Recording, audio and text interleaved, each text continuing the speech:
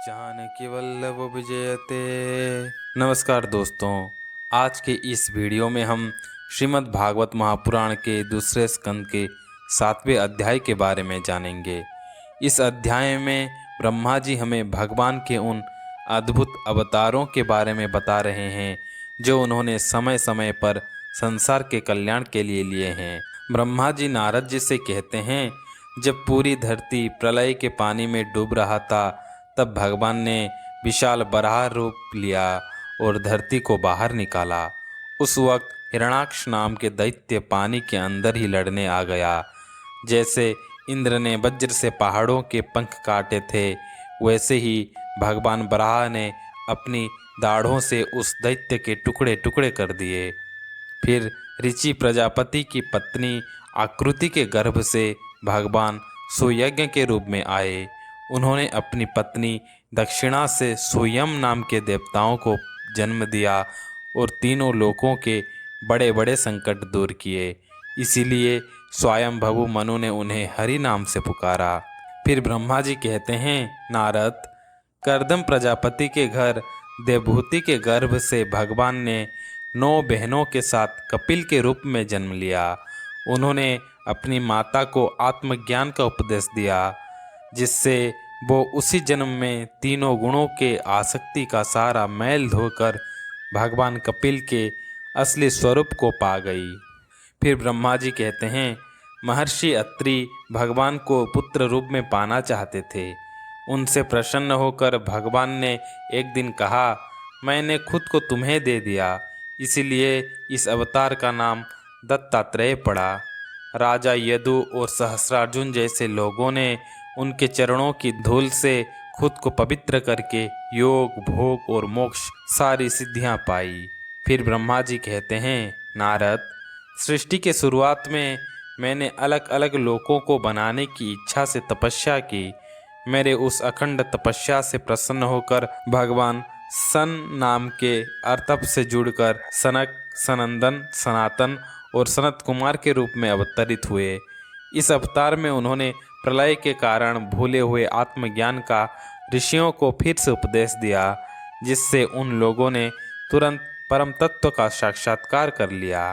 ब्रह्मा जी कहते हैं, धर्म की पत्नी मूर्ति के गर्भ से भगवान नर नारायण के रूप में प्रकट हुए। उनकी तपस्या का प्रभाव ऐसा था कि इंद्र ने जब अप्सराओं को उनकी तपस्या भंग करने भेजा तो वो उनके सामने जाते ही अपना स्वभाव ही भूल गई। हाव भाव दिखाना तो दूर, वो उनकी तपस्या में जरा भी विघ्न नहीं डाल सकी। नारद, शंकर जैसे महापुरुष अपनी क्रोध भरी नज़र से कामदेव को जला तो देते हैं, पर खुद के भीतर जलने वाले उस असह्य क्रोध को नहीं जला पाते। वही क्रोध नर नारायण के निर्मल हृदय के पास जाने से पहले ही डर के मारे कांप जाता है, तो फिर काम का उनके हृदय में प्रवेश कैसे हो सकता है। फिर ब्रह्मा जी ध्रुव के बारे में बताते हैं, 5 साल के बालक ध्रुव को उनकी सौतेली माँ सुरुचि ने अपने कड़वे वचनों से इतना आहत किया कि वो उस ग्लानि को लेकर जंगल में तपस्या करने चले गए।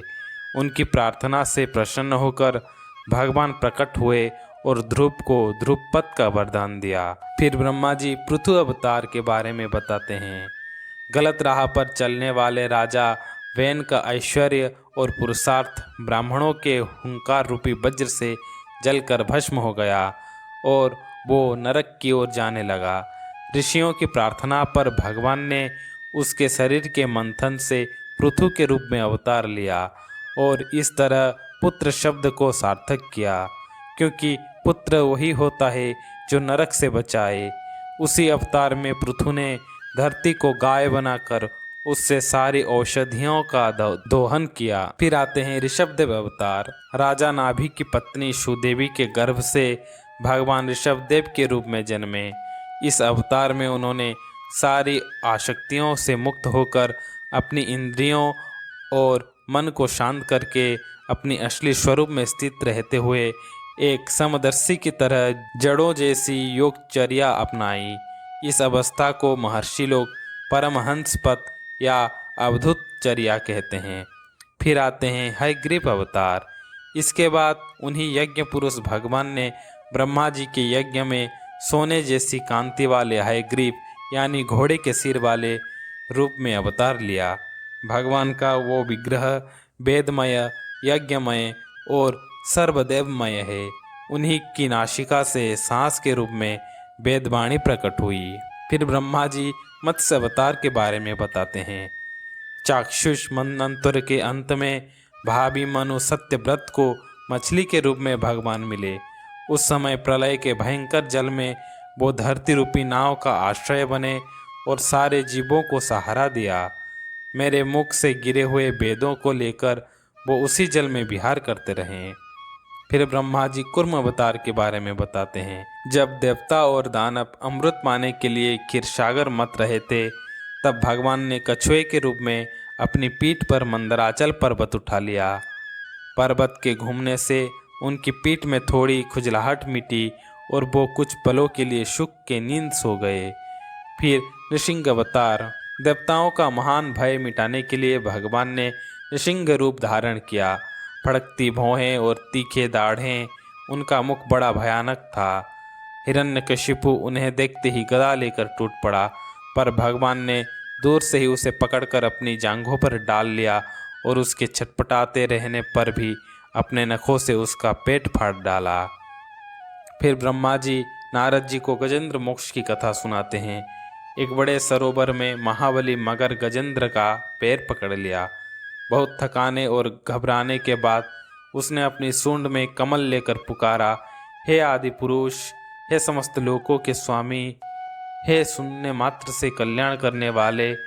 उसकी पुकार सुनकर अनंत शक्ति भगवान तुरंत चक्रपाणी रूप में गरुड़ की पीठ पर सवार होकर आए और अपने चक्र से मगर का सिर उखाड़ दिया। इस तरह कृपावश होकर भगवान ने अपने शरणागत गजेंद्र को उस विपत्ति से बचाया। फिर ब्रह्मा जी वामन अवतार की बात बताते हैं। भगवान वामन अदिति के पुत्रों में सबसे छोटे थे, पर गुणों में सबसे बड़े।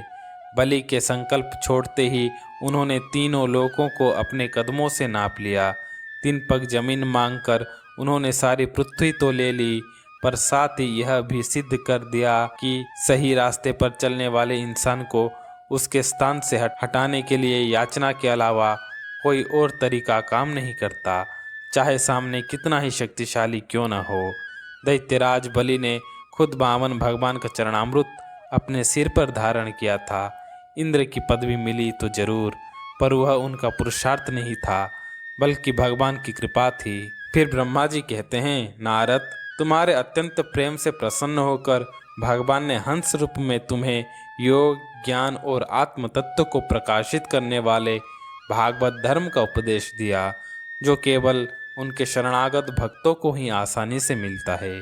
फिर वही भगवान स्वयंभुव आदि मनंतरों में मनु के रूप में अवतार लेकर मनुवंश की रक्षा करते हुए दशों दिशाओं में अपने सुदर्शन चक्र के समान तेज से बेरोक टोक राज्य करते हैं। तीनों लोकों के ऊपर सत्यलोक तक उनके चरित्रों की सुंदर कीर्ति फैलती है और समय समय पर पृथ्वी पर बाहर बने दुष्ट राजाओं का दमन भी करते रहते हैं। भगवान धनंतरी अवतार में अपने नाम से ही बड़े बड़े रोगियों के रोग तुरंत नष्ट कर देते हैं। उन्होंने अमृत पिलाकर देवताओं को अमर किया, दैत्यों द्वारा छीनी गई यज्ञ भाग फिर से दिलाए और अवतार लेकर इस संसार में आयुर्वेद का प्रवर्तन किया। जब संसार में ब्राह्मण का विरोध करने वाले, आर्य मर्यादा को तोड़ने वाला पापी क्षत्रिय देव वश बढ़ जाते हैं और पृथ्वी के कांटे बन जाते हैं, तब भगवान महापराक्रमी परशुराम के रूप में अवतरित होकर अपने तीखे फरसे से 21 बार उनका संहार करते हैं। फिर ब्रह्मा जी बताते हैं, भगवान हम पर अनुग्रह करने के लिए अपनी कलाओं यानी भरत, शत्रुघ्न और लक्ष्मण के साथ श्री राम के रूप में इक्ष्वाकु वंश में अवतरित होते हैं। पिता की आज्ञा मानकर पत्नी और भाई के साथ वन में रहते हैं और उसी दौरान रावण उनसे विरोध करके उनके हाथों मरता है। फिर ब्रह्मा जी भविष्य की कथा सुनाते हैं। जब झुंड के झुंड दैत्य पृथ्वी को रौंद डालेंगे, तब उसका भार उतारने के लिए भगवान अपने सफेद और काले केशों से बलराम और श्री कृष्ण के रूप में कलावतार ग्रहण करेंगे। वो ऐसे अद्भुत चरित्र करेंगे कि संसार के मनुष्य उनकी लीलाओं का रहस्य बिल्कुल नहीं समझ पाएंगे। बचपन में ही पुतना प्राण हर लेना, 3 महीने की उम्र में पैर उछलाकर भारी छकड़ा उलट देना, घुटनों के बल चलते चलते आकाश छूने वाले या मलार्जुन वृक्षों के बीच जाकर उन्हें उखाड़ डालना, ये काम भगवान के सिवा और कोई नहीं कर सकता।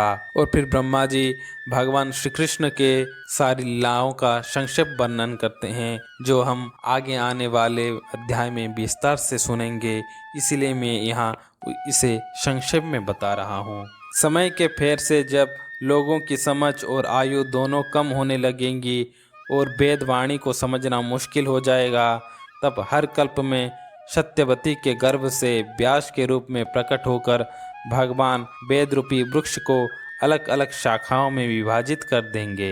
जब देवताओं के शत्रु दैत्य लोग भी वेद मार्ग का सहारा लेकर मय दानव के बनाए अदृश्य नगरों में रहकर लोगों का सत्यानाश करने लगेंगे, तब भगवान लोगों की बुद्धि में मोह और लोभ उत्पन्न करने वाला वेश धारण करके बुद्ध के रूप में बहुत से उपधर्मों का उपदेश करेंगे। फिर अंत में कलयुग के अंत में जब सज्जनों के घर में भी भगवान की कथा होनी बंद हो जाएगी, ब्राह्मण क्षत्रिय वैश्य पाखंडी हो जाएंगे, शूद्र राजा बन जाएंगे, स्वाहा स्वधा बशत्कार की ध्वनि यानी देवता पितरों के यज्ञ श्राद्ध की बात तक सुनाई नहीं पड़ेगी, तब कलयुग का शासन करने के लिए भगवान कल के अवतार ग्रहण करेंगे। ब्रह्मा जी आगे कहते हैं, जब सृष्टि रचने का समय होता है तब भगवान की माया विभूतियाँ तपस्या, 9 प्रजापति, मरीच आदि ऋषि और मेरे रूप में प्रकट होती हैं। जब सृष्टि की रक्षा का समय होता है तब धर्म, विष्णु, मनु, देवता और राजाओं के रूप में प्रकट होते हैं। और जब प्रलय का समय आता है तब अधर्म, रुद्र और क्रोधवश नाम के सर्प एवं दैत्यों के रूप में प्रकट होते हैं। यही सर्वशक्तिमान भगवान की माया विभूतियाँ हैं। अपनी प्रतिभा के बल से पृथ्वी के एक एक धूलिकण को गिन लेने पर भी ऐसा कौन है जो भगवान की शक्तियाँ को गणना कर सके। जब उन्होंने त्रिविक्रम अवतार में तीनों लोकों को नाप रहे थे, तब उनके चरणों के वेग से प्रकृति के अंतिम आवरण से लेकर सत्यलोक तक सारा ब्रह्मांड कांप उठा था। आदिदेव शेष सहस्र मुखों से उनके गुणों का गान करते आ रहे हैं, पर अभी तक उसका अंत नहीं हो पाया। जो निष्कपट भाव से अपना सब कुछ और खुद को भी उनके चरण कमलों में समर्पित कर देते हैं, उन पर भगवान स्वयं अपनी ओर से दया करते हैं और उनकी दया के पात्र ही उनकी दुस्तर माया का रहस्य जान पाते हैं और उसके पार जा पाते हैं। ऐसे लोग कुत्ते और सियारों के कलेवर जैसे इस शरीर में, अपने और परिवार के शरीर में यह मैं हूँ और यह मेरा है जैसा भाव नहीं करते। फिर अंत में ब्रह्मा जी कहते हैं, नारद, मैंने संक्षेप में षड ऐश्वर्य संपन्न श्रीहरि का वर्णन तुम्हारे सामने किया। जो कुछ कार्य कारण या भाव अभाव है वो सब भगवान से भिन्न नहीं है, फिर भी भगवान इस सब से अलग भी हैं। भगवान ने मुझे जो उपदेश दिया था वही यह भागवत है। इसमें भगवान की विभूतियों का संक्षिप्त वर्णन है, तुम इसका विस्तार करो। इस प्रकार वर्णन करो कि लोगों में सबके आश्रय और सर्वस्वरूप भगवान श्रीहरि के प्रति प्रेममयी भक्ति हो। जो भगवान की अचिंत्य शक्ति माया का वर्णन करते हैं, दूसरों के वर्णन का अनुमोदन करते हैं, श्रद्धा के साथ नित्य उसे सुनते हैं, उनका चित्त माया से कभी मोहित नहीं होता।